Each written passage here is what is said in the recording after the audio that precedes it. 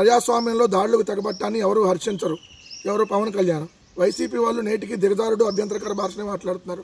అంతేలే, నీ అమ్మని తిడితేనే నీకు సిగ్గు లేదు. ఏం బతుకు నువ్వు బతుకుతున్న బతుకు నీకంటే రోడ్ల మీద బతుకోవాలి చాలా బెటరు.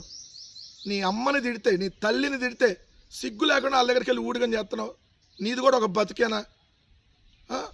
ఇంకా నువ్వు మళ్ళీ ఆంధ్రజ్యోతి రాధాకృష్ణ మద్దతుకి వెళ్ళావంటే నువ్వు బతుకుతున్న బతుకు, ఇంకా నీ బతుకు గురించి డిస్కస్ చేయడం టైం వేస్ట్.